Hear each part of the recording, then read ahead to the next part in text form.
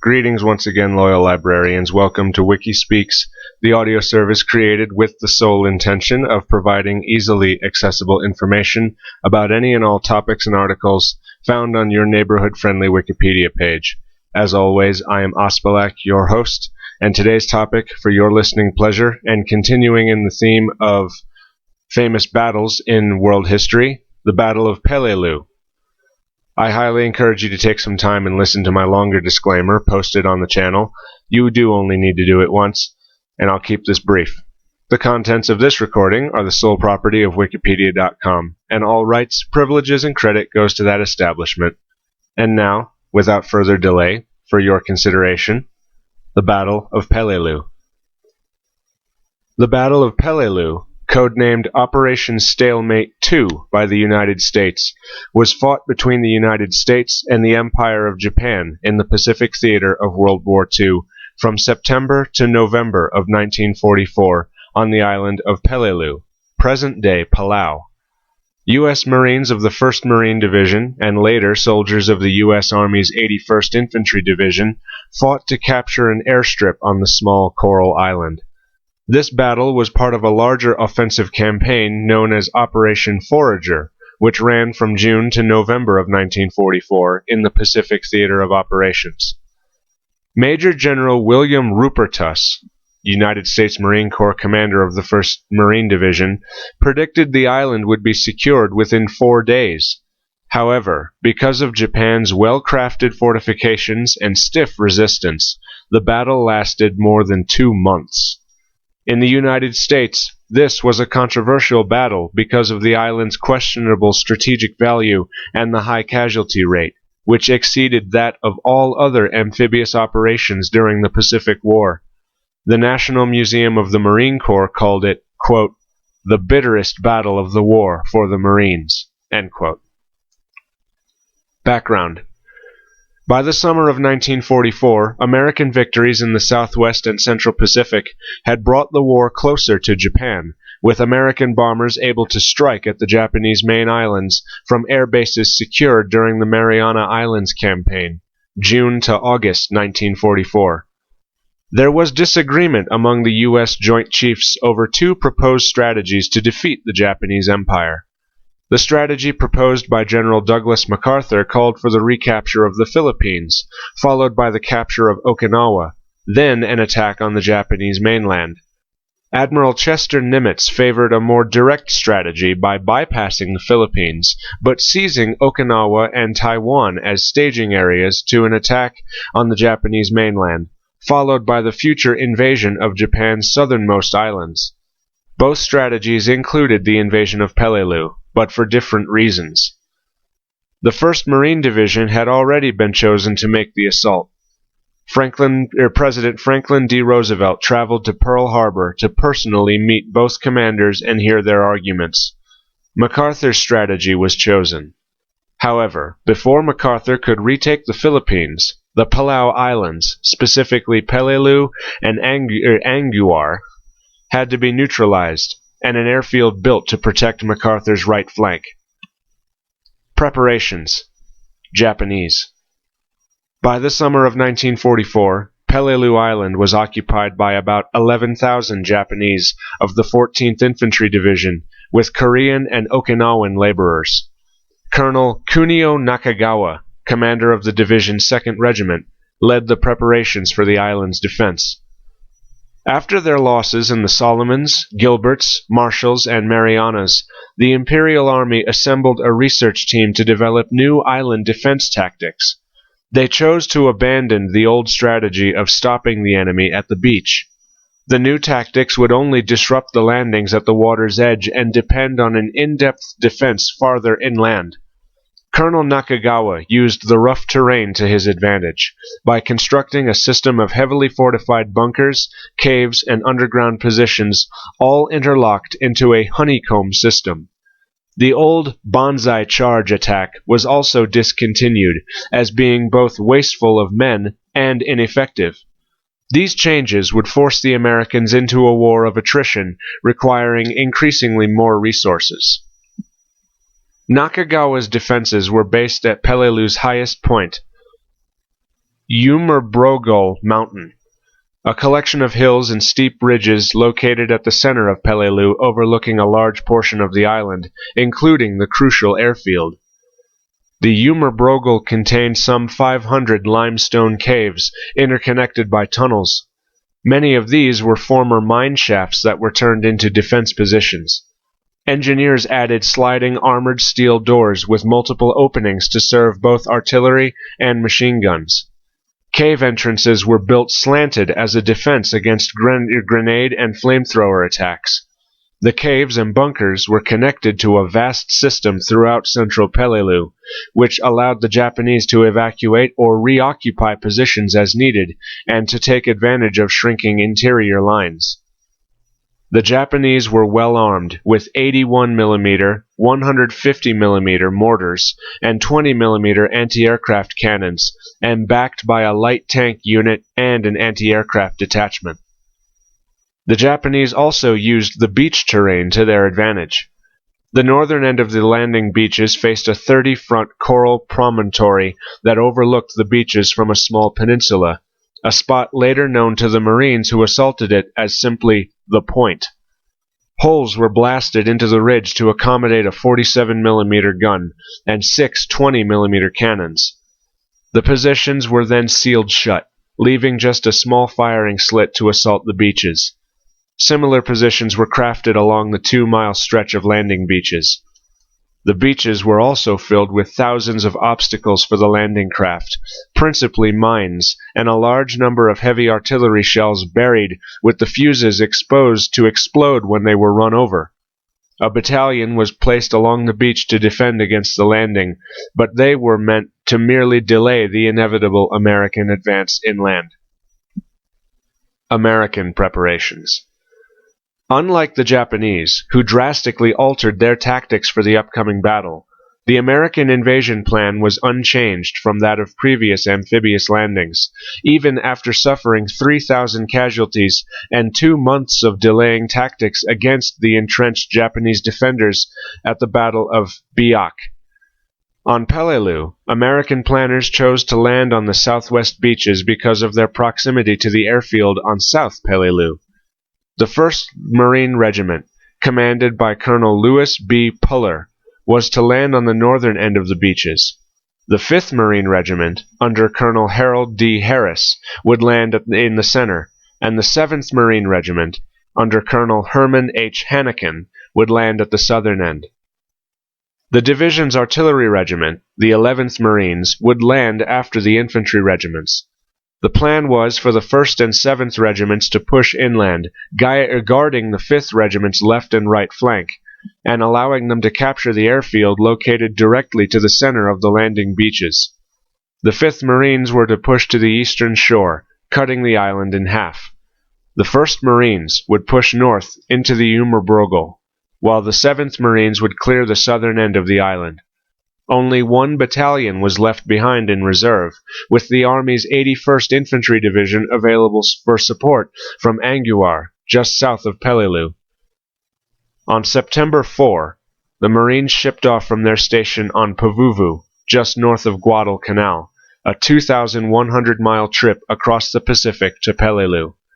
The Navy's underwater demolition team went in first to clear the beaches of obstacles, while U.S. Navy warships began their pre-invasion bombardment of Peleliu on September 12.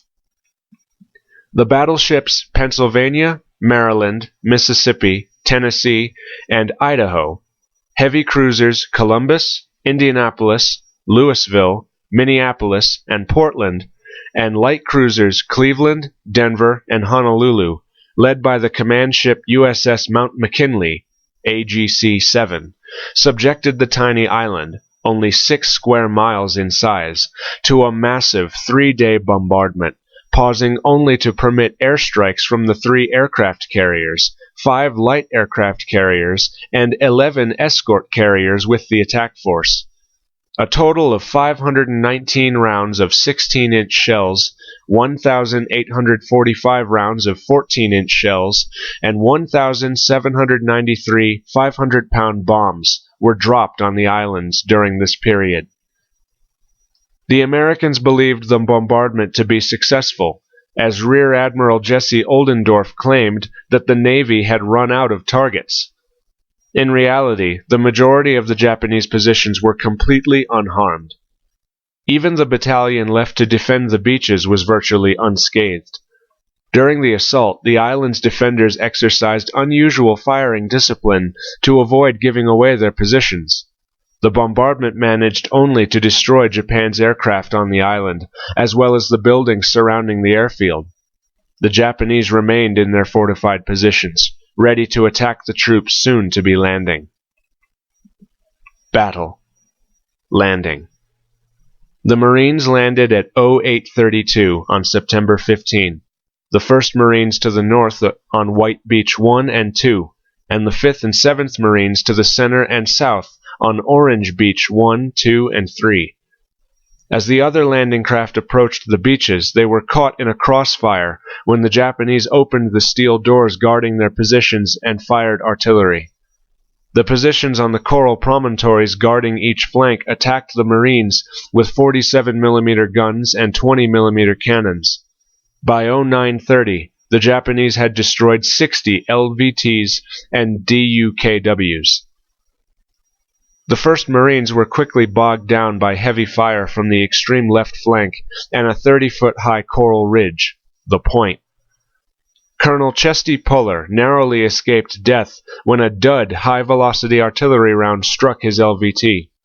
His communications section was destroyed on its way to the beach by a hit from a 47mm round.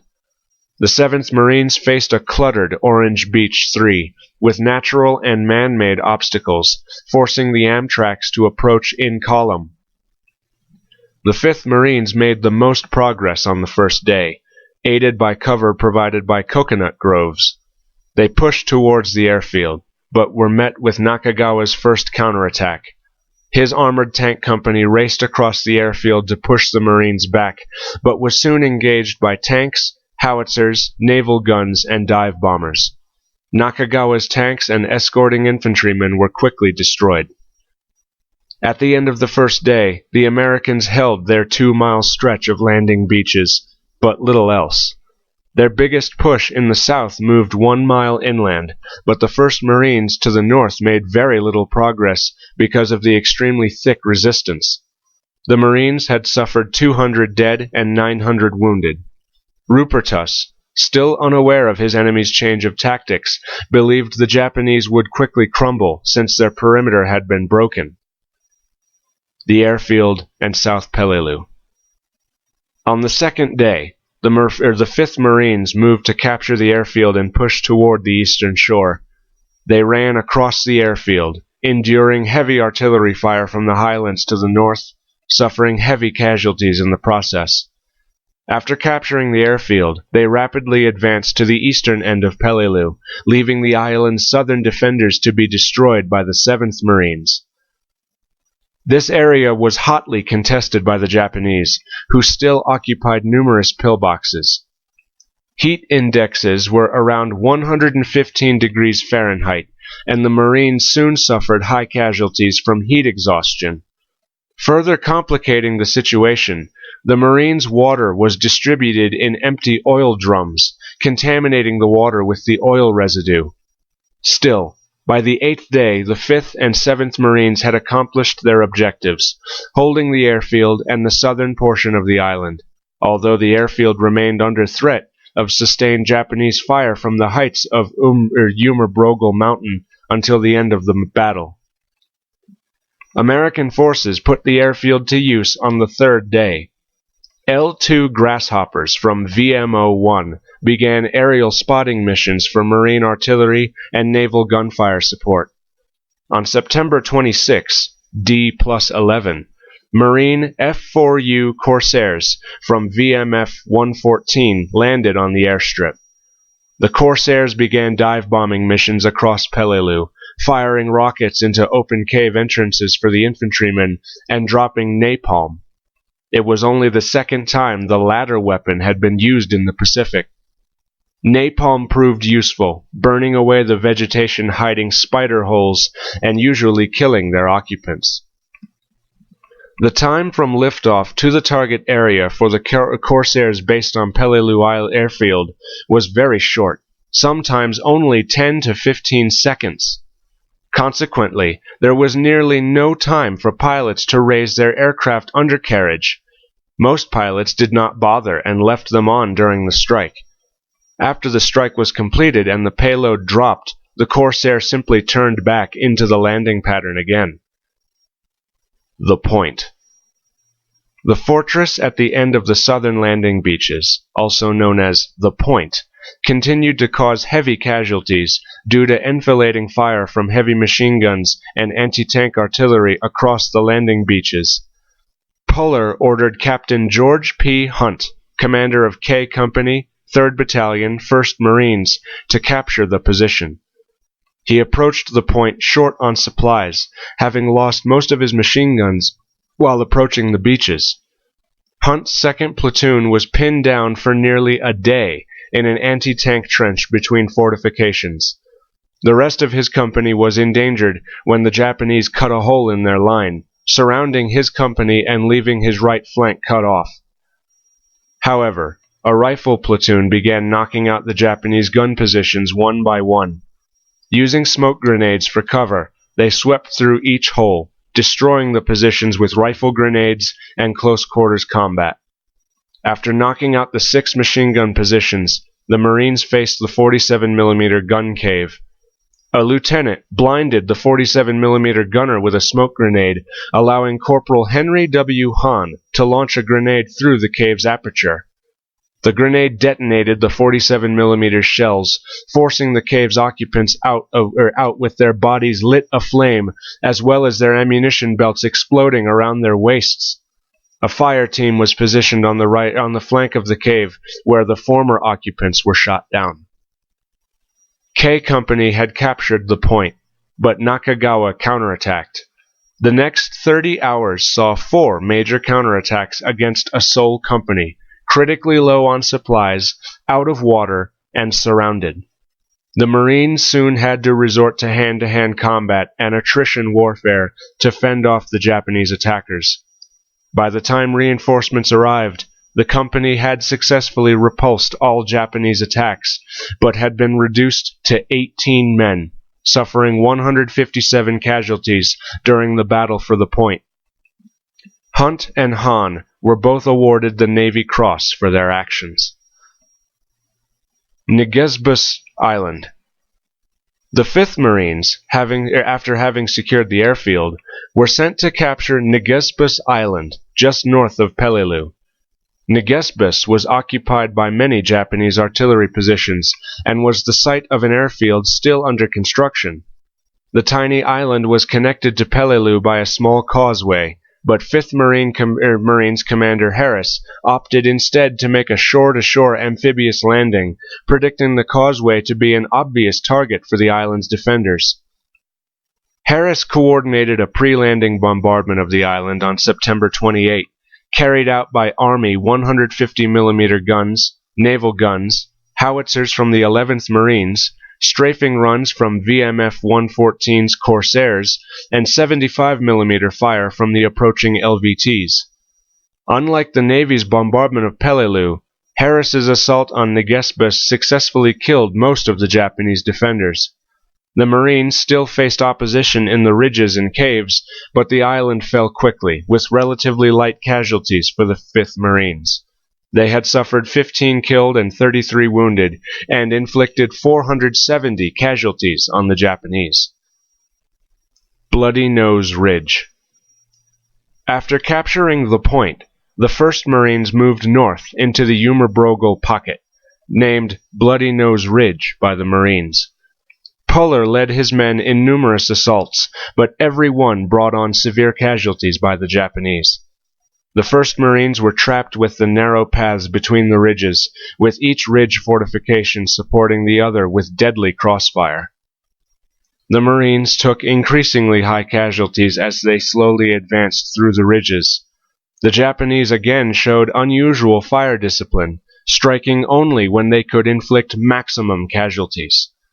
As casualties mounted, Japanese snipers began to take aim at stretcher bearers, knowing that if 2 stretcher bearers were injured or killed, more would have to return to replace them, and the snipers could steadily pick off more and more Marines.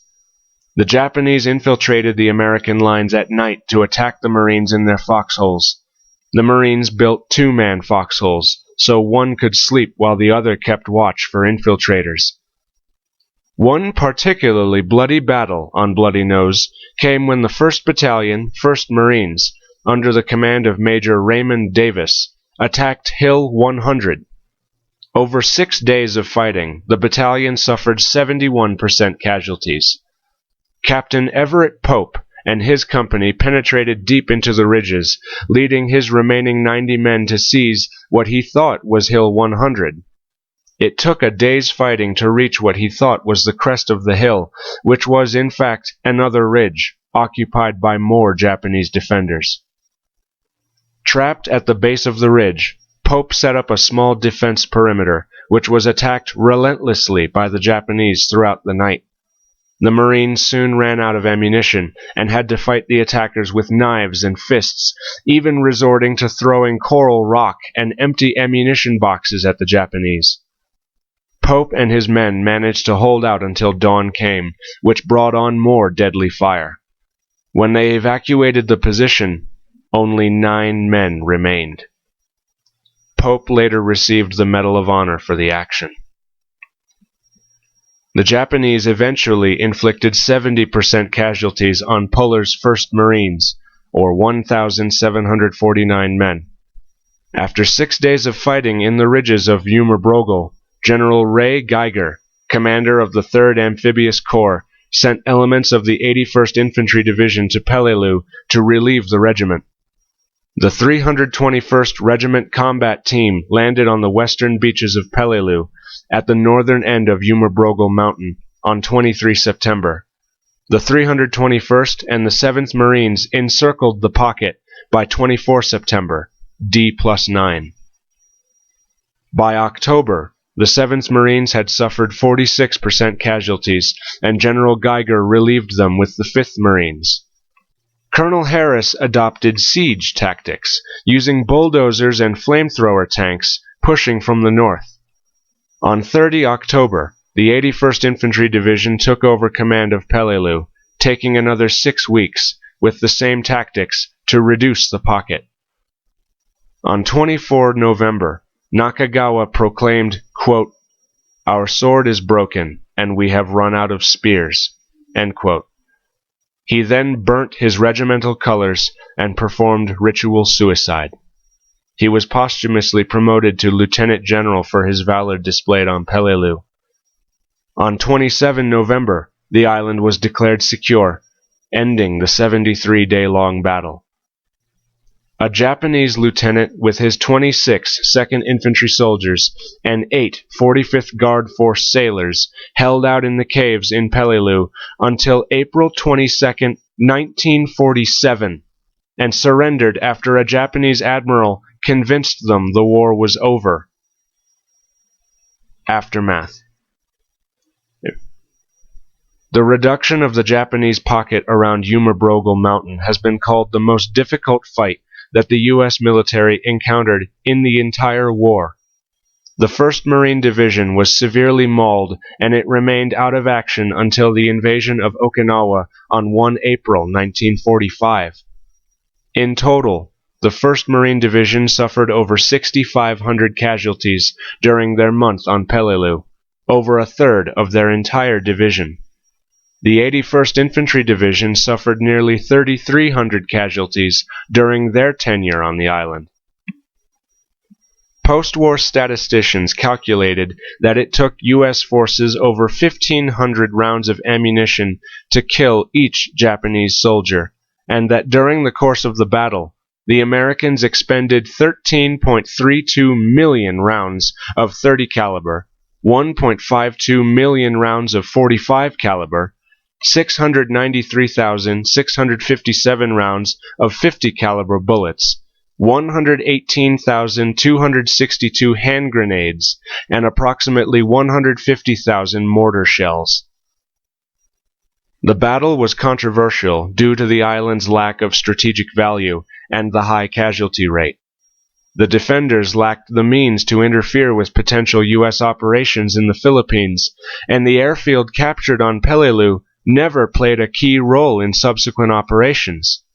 The high casualty rate exceeded all other amphibious operations during the Pacific War.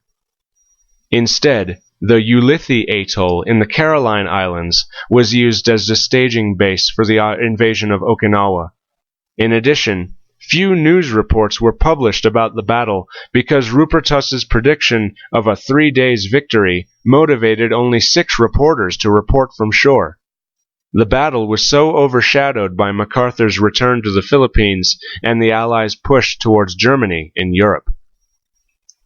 The battles for Anguar and Peleliu showed Americans the pattern of future Japanese island defense, which would be seen again at Iwo Jima and Okinawa. Naval bombardment prior to amphibious assault at Iwo Jima was only slightly more effective than at Peleliu, but at Okinawa the preliminary shelling was much improved. Frogmen performing underwater demolition at Iwo Jima confused the enemy by sweeping both coasts, but later alerted Japanese defenders to the exact assault beaches at Okinawa. American ground forces at Peleliu gained experience in assaulting heavily fortified positions, such as they would find again at Okinawa. On the recommendation of Admiral William F. Halsey, Jr., the planned occupation of Yap Island in the Caroline Islands was cancelled. Halsey later actually recommended that the landings on Peleliu and Anguar be cancelled too, and their Marines and soldiers be thrown into Leyte Island instead, but was overruled by Nimitz. In popular culture, Battle of Peleliu is featured in many World War II themed video games, including Call of Duty: World at War. The player takes the role of a U.S. Marine forced to take Peleliu airfield, repel counterattacks, destroy machine gun and mortar positions, and eventually secure Japanese artillery emplacements. In flight simulation game War Thunder, 2 teams of players clash to hold the southern and northern airfields. In multiplayer shooter Red Orchestra 2 Rising Storm, a team of American troops attack the defensive Japanese team's control points. The battle including footage and stills are featured in the 5th episode of Ken Burns' The War. The battle features in episodes 5, 6, and 7 of the TV miniseries The Pacific. Honors and recognitions. The nation's highest award, the Medal of Honor, was presented to 8 Marines in the fight for Peleliu, 5 of whom were decorated posthumously. Corporal Louis K. Bausel, 1st Battalion, 5th Marines, posthumous. Private First Class Arthur J. Jackson, 3rd Battalion, 7th Marines. Private First Class Richard E. Krause, 8th Amphibian Tractor Battalion, posthumous. Private First Class John D. New, 2nd Battalion, 7th Marines, posthumous. Private First Class Wesley Phelps, 3rd Battalion, 7th Marines, posthumous. Captain Everett P. Pope, USMC, 1st Battalion, 1st Marines. Private First Class Charles H. Rowan, 2nd Battalion, 7th Marines, posthumous. First Lieutenant Carlton R. Rowe, 1st Battalion, 5th Marines. The Peleliu battlefield was listed on the U.S. National Register of Historic Places in 1985. And that, ladies and gentlemen, is how we do that. Thank you all for listening to this episode of WikiSpeaks. Please feel free to leave a comment down below, and absolutely use those comments to leave any requests that you may have. Wikipedia is full to bursting with articles on as many topics as there are stars in the sky, almost. I would be honored to recite any articles you can think of. This is the 2nd video in my playlist of historic battles, and coincidentally it does feature alongside the Battle of Tarawa as famous battles from the Pacific War of World War II. I promise I'm not only going to focus on the Pacific Theater or just World War II. I'm going to start filtering in videos of famous battles from other time periods. but this just happened to be the second one that I could think of. I am your host, Ospelak, and this has been WikiSpeaks. Go forth, librarians, and seize your knowledge.